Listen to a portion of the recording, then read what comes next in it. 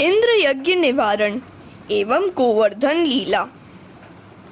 अब आती है गोवर्धन लीला। गोवर्धन लीला के पश्चात आएगी रास लीला। गो का अर्थ है ज्ञान और भक्ति। ज्ञान और भक्ति को वृद्धिगत करने वाली लीला ही गोवर्धन लीला है। ज्ञान और भक्ति के बढ़ने से देहाध्यास नष्ट होता है और जीव को रास लीला में प्रवेश मिलता है। ज्ञान और भक्ति को बढ़ाने के लिए क्या किया जाए? घर छोड़ना पड़ेगा।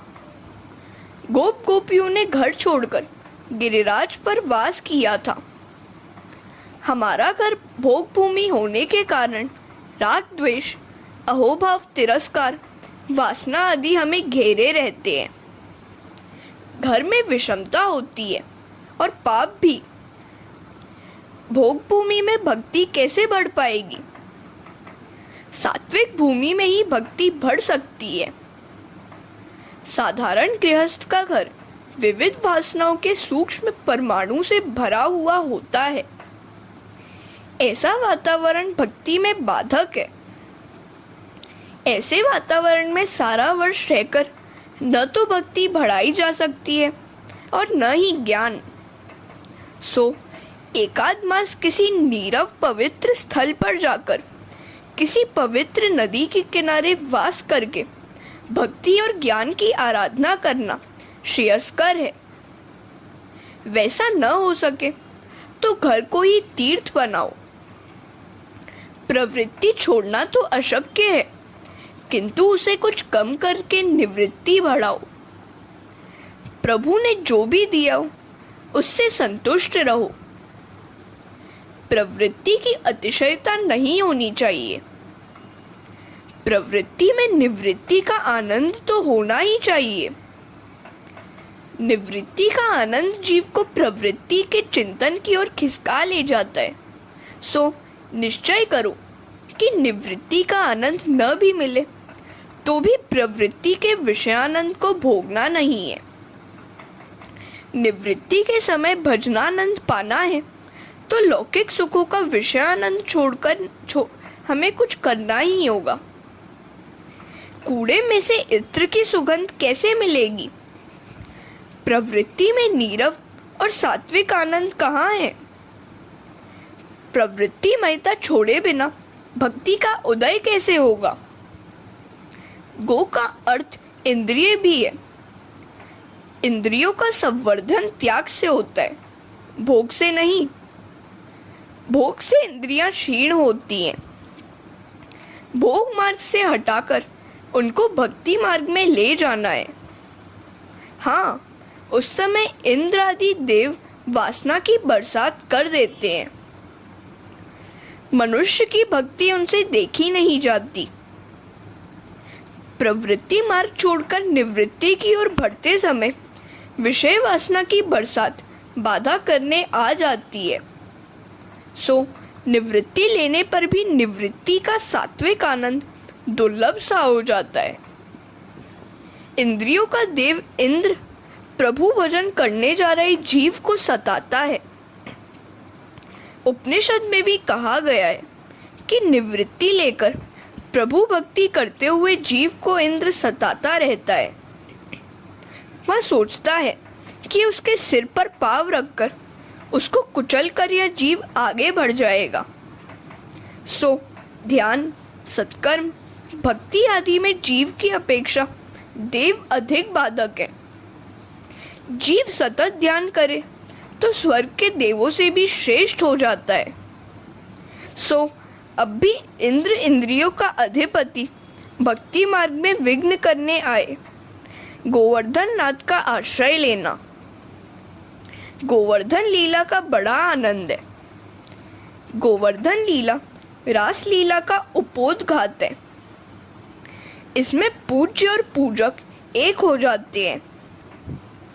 पूज्य और पूजक जब तक एक न हो तब तक आनंद नहीं आता।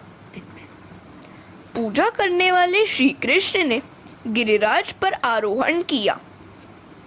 वह तो अद्वैत का प्रथम सोपान है, रासलीला का फल है। गोवर्धन लीला ज्ञान और भक्ति को बढ़ाती है। उनके बढ़ने से रास लीला में प्रवेश मिलता है, किंतु उस अवस्था में इंद्रिय वासना की बरसात से बचना बहुत जरूरी है। हरे कृष्णा। पूज्य और पूजक, सेव्य और सेवक एक हो जाते हैं, तब सेवा भली भांति हो पाती है।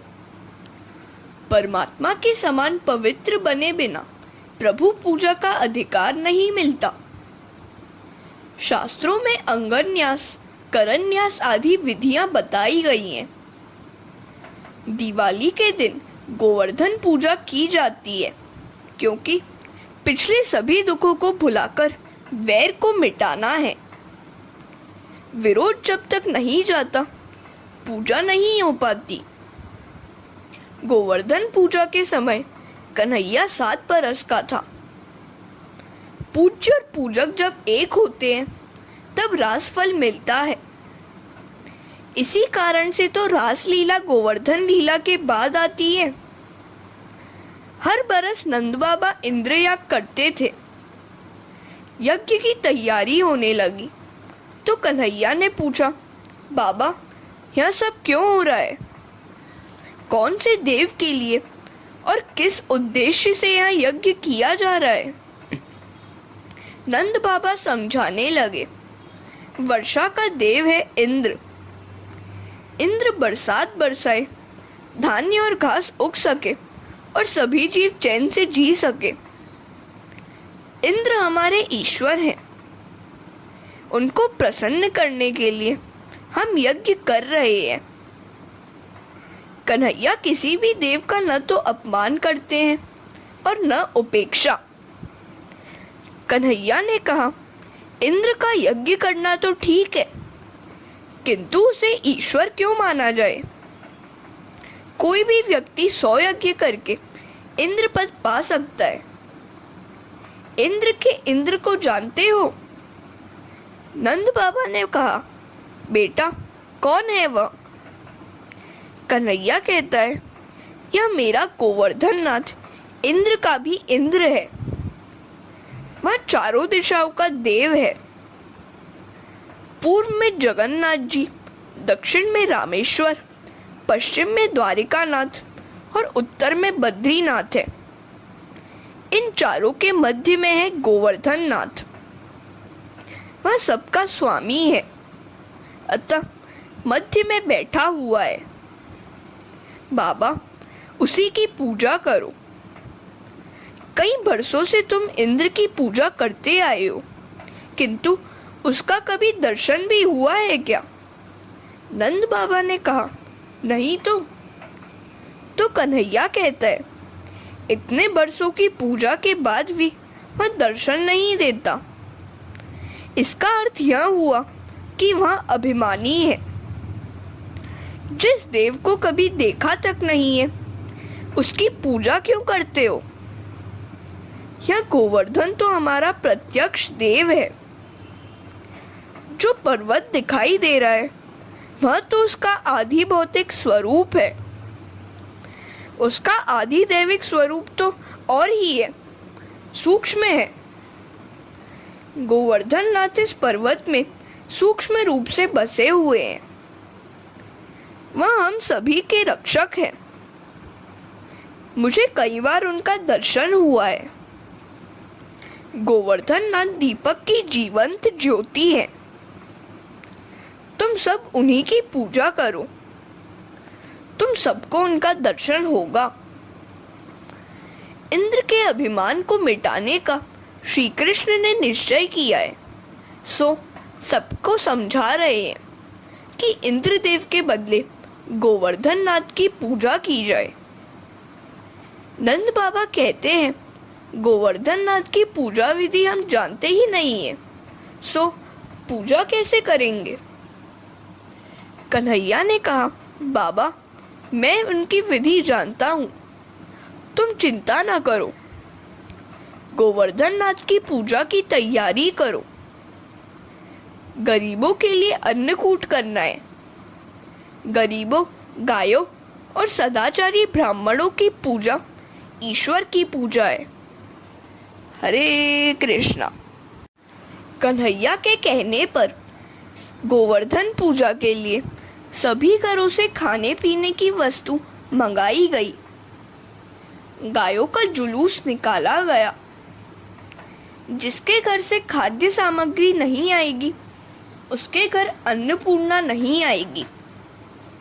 नंद बाबा कहते हैं, तेरा ठाकुर भोजन करता हुआ मुझे दिखाई देगा क्या? कन्हैया ने कहा, हम सब देख सकेंगे। ब्रजवासियों को अत्यंत आनंद हुआ। कन्हैया ने गोवर्धन पूजा के लिए दिवाली के दिन तप किया था। वे सब गाड़ियां भर भर के खाद्य सामग्री लेकर गोवर्धन के पास आए। सभी ब्राह्मणों को भी आमंत्रण दिया गया था। ब्राह्मण वेदोच्चार करने लगे और कन्हैया अभिषेक। आज भगवान श्री कृष्ण पूजा कर रहे हैं। गोप बालकों से यमुना जल मंगाया गया। जब बालक पानी लाते लाते थक गए तो कहने लगे, कन्हैया, यमुना जी बड़ी दूर है और तेरे देव बड़े लंबे चौड़े हैं। अभिषेक के लिए इतना सारा पानी हम कैसे ला पाएंगे? कन्हैया ने कहा, अरे मित्रों, मेरा यहाँ गोवर्धन नाथ तो बड़ा दयालु है, तुम चिंता न करो। अब कन्हैया प्रार्थना करने लगा, हे गोवर्धन नाथ, मेरे मित्र थक गए हैं। गंगा यमुना तो आपके चरण ही में है, कृपा करके किसी को प्रकट करो। उसी समय गोवर्धन से गंगा जी प्रकट हुई। इसे मानसी गंगा कहते हैं। सभी बालक आनंद से उछलने लगे। नदी आई, नदी आई। कन्हैया ने समझाया कि यह कोई सामान्य नदी नहीं, गंगा जी है। गोवर्धन का अभिषेक पूर्ण हुआ तो श्रृंगार किया गया। ब्रजवासी कहते हैं, अभिषेक दर्शन में हमें बड़ा मजा आता है। यह ठाकुर तो हमें देखकर हंस रहा है। ब्रजवासी चंदन लाए तो कन्हैया ने कहा, ठंड की ऋतु है, सो चंदन से तो मेरे भगवान को कष्ट होगा। बालकों ने कुमकुम का तिलक करने की सोची। कन्हैया ने कहा, कुमकुम का तिलक कर सकते हैं, किंतु वह कहीं नाक में न चली जाए, नहीं तो छींक आ जाएगी। सेवा पूजा करते समय मूर्ति को चेतन मानो, जड़ नहीं। मूर्ति में साक्षात परमात्मा है, ऐसा मानो। अपनी देह के प्रति जो प्रेम रखते हो, वैसा ही प्रेम भगवान के प्रति भी रखो। प्रभु भी बड़े आनंद प्रिय हैं। कन्हैया ने अपना एक स्वरूप नंद बाबा के पास रखा और दूसरे से गिरिराज में प्रवेश किया। सब कहने लगे, कन्हैया, यह पर्वत तो सांस ले रहा है। भगवान के 3 स्वरूप हैं, आध्यात्मिक, आधिदैविक और आधि भौतिक। ठाकुर जी ने दही का तिलक किया। दही नाक या मुंह में चली जाए तो भी कुछ हर्ज नहीं होगा। कन्हैया ने कहा, अब हम ठाकुर जी का चावल से अभिवादन करें, पर फिर सोचा, नहीं नहीं, चावल कहीं ठाकुर जी को लग गए तो सारे ब्रजवासी बोलते हैं, फिर हम क्या करें? कन्हैया कहता है, मोती से पूजा करो। यदि प्रेम से मोती से अभिवादन करोगे तो तुम्हारा घर मोतियों से भर जाएगा। भगवान का एक स्वरूप चतुर्भुज भी है, वह आधि भौतिक स्वरूप है। कन्हैया आज अपने को ही प्रणाम कर रहा है। बाबा, यह है साक्षात परमात्मा। हरे कृष्णा। अब सब कन्हैया से पूछने लगे, कन्हैया, अब हमें क्या करना है? कन्हैया ने कहा, मेरे प्रभु को भूख लगी है, भोग लगाओ। भगवान को भोग लगाए बिना कभी न खाना। भोग न लगाने से वे तो भूखे नहीं रह जाएंगे, किंतु कभी तुम्हें भूखा रहना पड़ेगा, इस जन्म में या किसी भी जन्म में। व्रजवासी कहते हैं, क्या गोवर्धन नाथ भी भूखे होते हैं? क्या वे सचमुच खाएंगे? कन्हैया कहता है, हाँ, मेरा नाथ तो दीपक की ज्योति सा जीवंत है, प्रत्यक्ष है। यह हमारे सामने ही खाएगा। सभी खाद्य सामग्री प्रकोष्ठ के आकार में रखी गई। ऊपर तुलसी दल भी अर्पण किया गया। हे गोवर्धन नाथ, आपको तो कौन खिला सकता है? आप तो समग्र जगत के अन्नदाता हैं। हमारी भावना है, प्रार्थना है कि आपको भोजन करते हुए निहारें। ठाकुर जी थाली उठाकर खाने लगे। गोप बालक आनंद से नाचने लगे। लाला, यह ठाकुर जी तो सचमुच खा रहे हैं। सभी बोल उठे, कन्हैया के ठाकुर जी तो सचमुच दीपक की ज्योति के समान जीवंत और प्रत्यक्ष हैं। गोवर्धन नाथ ने भोजन जारी रखा तो गोप बालक चिंतित होने लगे। लाला, ये तो लगता है सब कुछ खा जाएंगे। लंबे अरसे से भूखे लगते हैं। हमारे लिए भी कुछ रख छोड़ेंगे या नहीं? तू तो कभी अकेले नहीं खाता है, और ये तो अकेले ही खाए जा रहे हैं। प्रसाद भी मिलेगा या नहीं? कन्हैया ने कहा, मेरे ठाकुर जी जितना खाएंगे उतना ही हमें देंगे भी। देखो, गोवर्धन नाथ के पास लक्ष्मी जी आ गई हैं। वे जिसके घर का भोजन करते हैं उसके घर महालक्ष्मी जी की कृपा होती है। गोवर्धन नाथ की पूजा और आरती के बाद सभी व्रजवासी भोजन करने बैठ गए। छोटा कन्हैया परोस रहा है और सभी को आग्रह कर कर के खिला रहा है।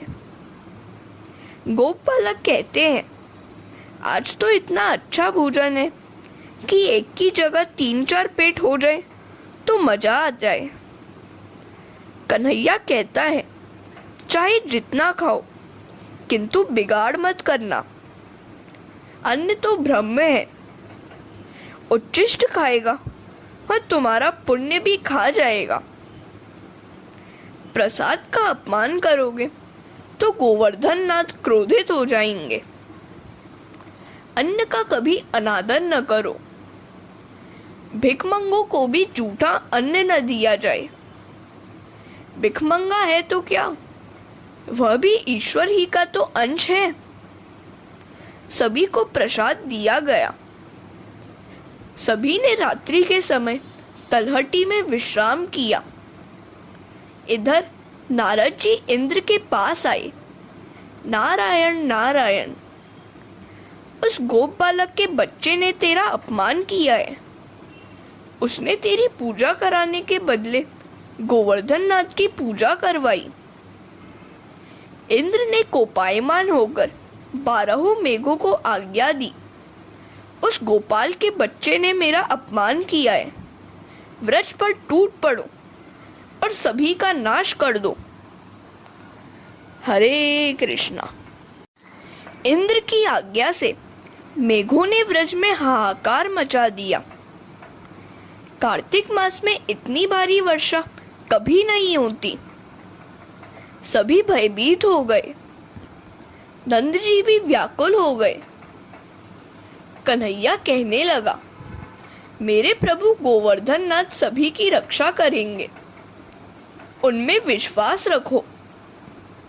उन्होंने मुझसे स्वप्न में कहा है कि वे मेरी पूजा से प्रसन्न हुए हैं। 7 दिनों तक वर्षा होती रहेगी। उसके बाद उनकी शरण में जाने से वे हमारी रक्षा करेंगे। मैं भार रहित होकर तेरी उंगली पर खड़ा रहकर सभी की रक्षा करूंगा, ऐसा गोवर्धन नाथ ने मुझसे कहा है। लाला, ऐसी बात है क्या? तब तो जल्दी उठा गोवर्धन को, सभी व्रजवासी कहने लगे। तो कन्हैया ने कहा, मैं अकेला कैसे उठा पाऊंगा, तुम सब भी मेरी सहायता करना। गोवर्धन नाथ फूल से हल्के हो गए और कन्हैया की उंगली पर खड़े हो गए। श्री गिरधारी की जय। परम आश्चर्य हुआ है, व्रजवासी दर्शन से तृप्ति ही नहीं पा रहे हैं। 7 दिनों तक मूसलाधार वर्षा होती रही। गोपालों ने सोचा कि कन्हैया अकेला थक जाएगा। उन्होंने अपनी लकड़ी का आधार दिया।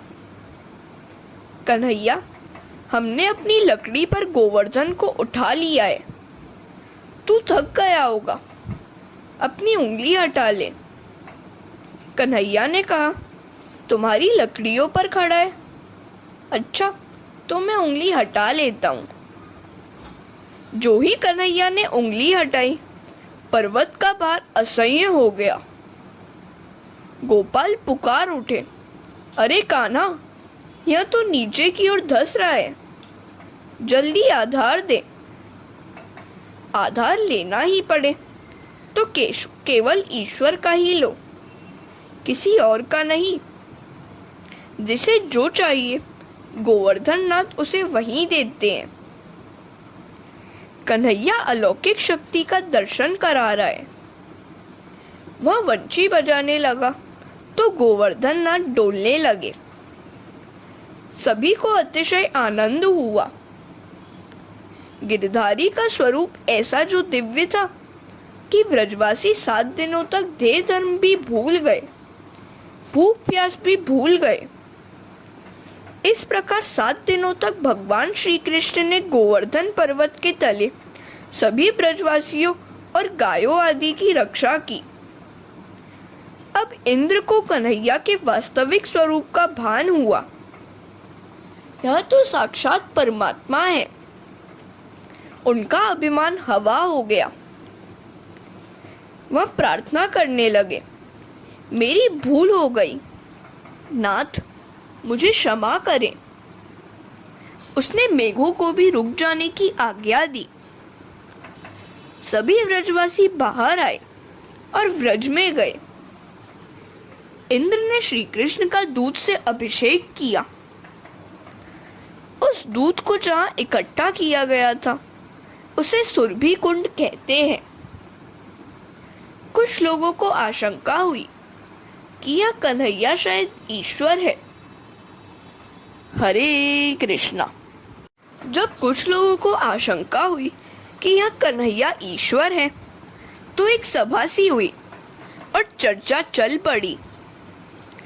कहाँ यह 7 बरस का लड़का और कहाँ यह भारी भरकम गोवर्धन पर्वत? यह नंद जी का ही पुत्र है या किसी का उठा लाया गया है? हम नंद जी को बुलाकर उन्हीं से पूछे। नंद बाबा आए तो पूछा गया, यह लड़का किसका है? नंद बाबा ने कहा, यह मेरा ही पुत्र है। गर्गाचार्य ने बताया था कि कन्हैया में नारायण जैसे गुण हैं। यशोदा ने वह चर्चा सुनी तो कन्हैया से पूछने लगी, तू किसका है रे?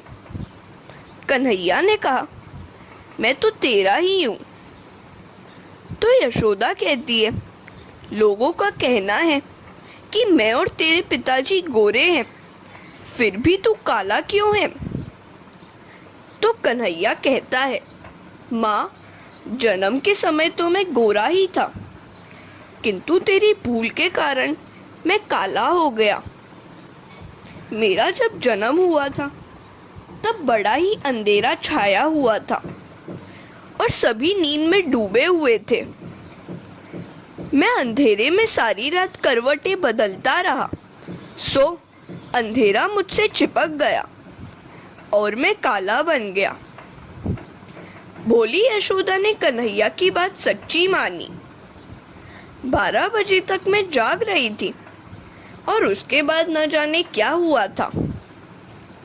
मेरी भूल के कारण कन्हैया काला हो गया। एकनाथ महाराज और ही कारण बताते हैं। मनुष्य का कलेजा काला है क्योंकि उसमें काला काम रहता है। श्री कृष्ण कीर्तन, ध्यान, धारणा, स्मरण, चिंतन करने वाले की कालिमा कन्हैया खींच लेता है। वैष्णवों के हृदयों को उज्जवल करते करते कन्हैया काला हो गया। विषयों के बारे में ही जो सोचता रहता है उसका अंतर काला हो जाता है। कन्हैया उसे उज्जवल करने में लगा है। गोपियों का कहना है, हम आंखों में काजल लगाती हैं। कन्हैया हमारी आंखों में बसा रहता है, सो काजल से वह काला हो गया है। महाभारत के उद्योग पर्व में एक प्रसंग है। विष्टि के हेतु आए हुए कृष्ण से दुर्योधन ने कहा, तेरे माता पिता क्यों हैं? यह अभी तक निश्चित नहीं हो पाया है। नंद यशोदा तेरे माता पिता है तो तू काला क्यों है? तो श्री कृष्ण ने कहा, मैं कौरवों का काल बनकर आया हूँ, सो काला हूँ। किंतु दुर्योधन से ऐसी बात करने वाले कृष्ण राधा से कुछ और ही कहते हैं। लीला निकुंज में दोनों विराजमान थे। राधा ने प्यार से पूछा, नाथ, वैसे तो तुम सुंदर हो, किंतु श्याम क्यों हो? श्री कृष्ण कहते हैं, वैसे तो मैं गौर ही था, किंतु आपकी शोभा को वृद्धिगत करने के लिए श्याम हुआ हूँ। आपका सौंदर्य बढ़ेगा तो लोग आपकी प्रशंसा करेंगे। यदि हम दोनों ही गोरे होते तो आपकी प्रशंसा कौन करता? इंद्रादि देव श्री कृष्ण की पूजा करने आए। आपके वास्तविक स्वरूप को हम जान न सके, पहचान न सके, हमें क्षमा करें।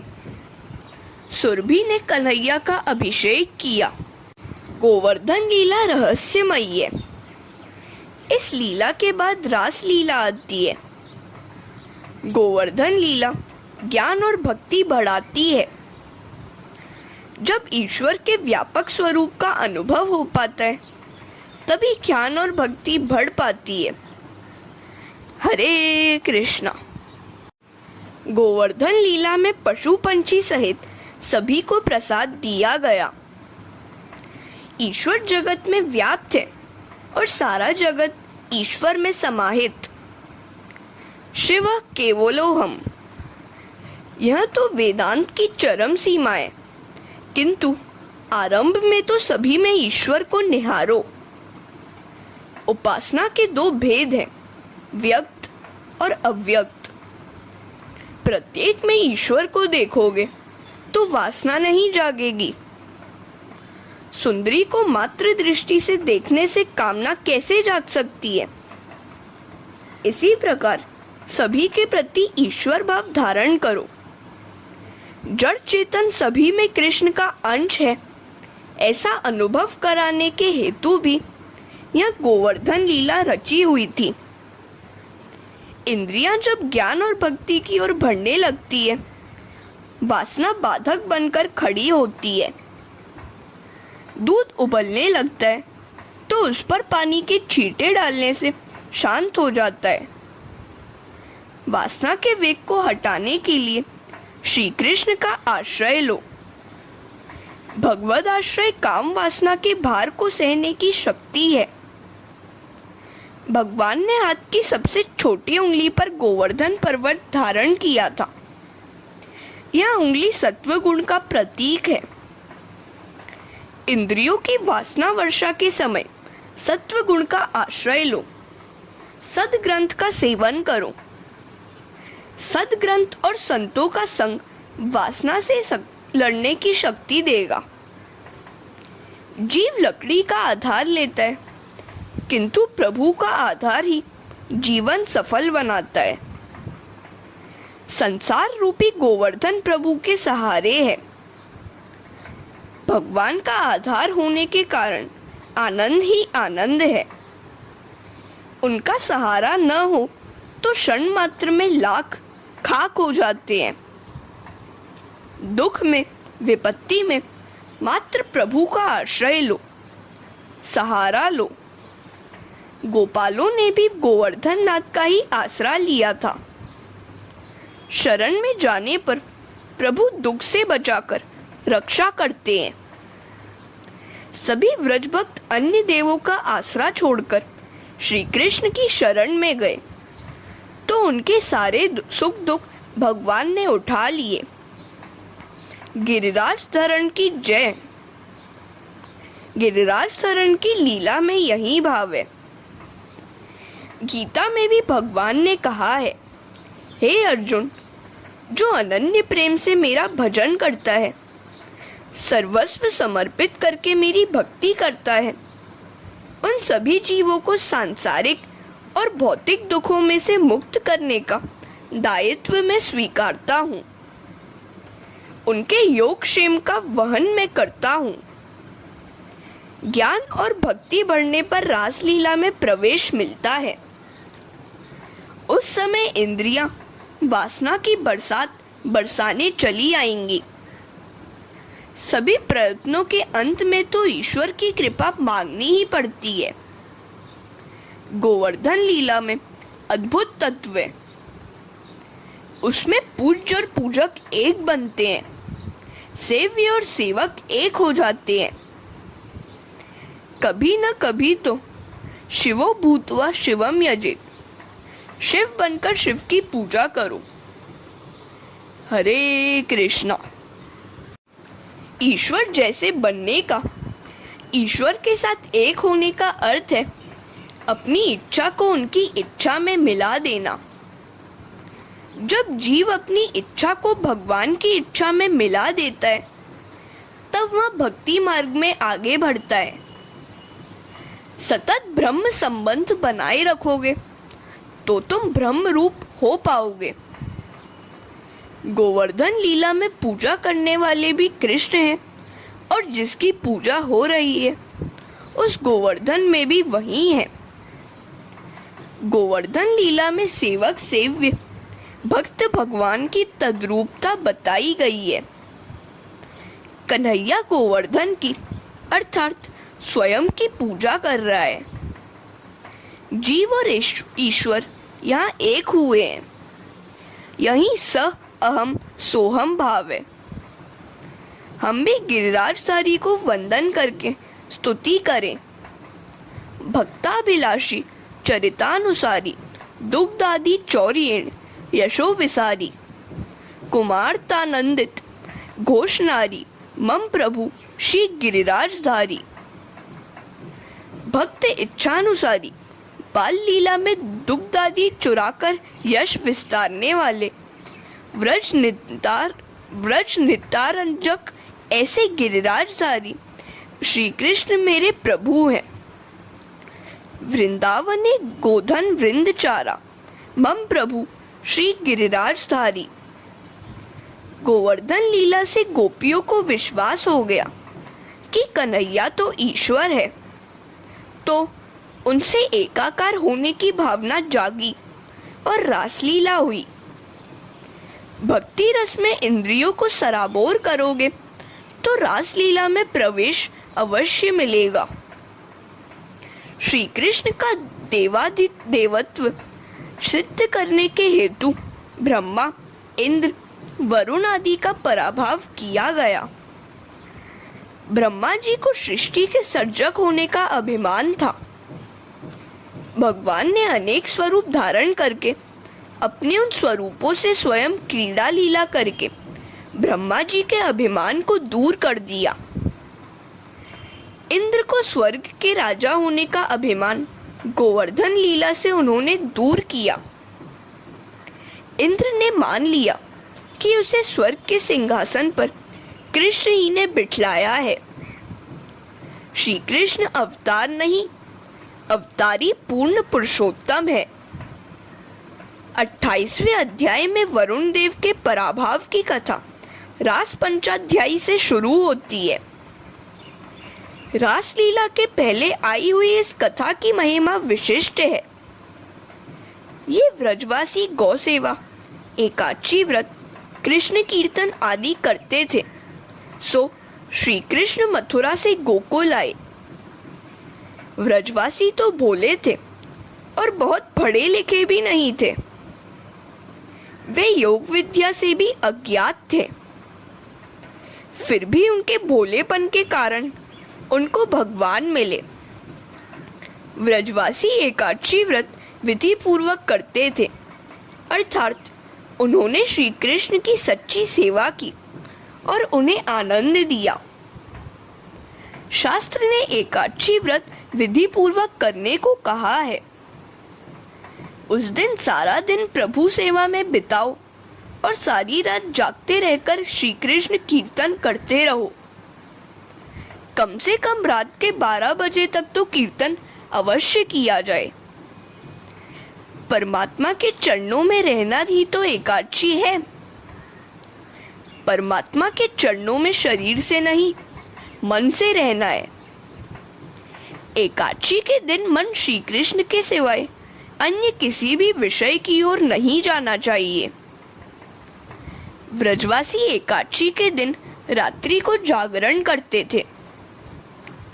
नंद जी मध्य रात्रि के समय यमुना स्नान करने गए।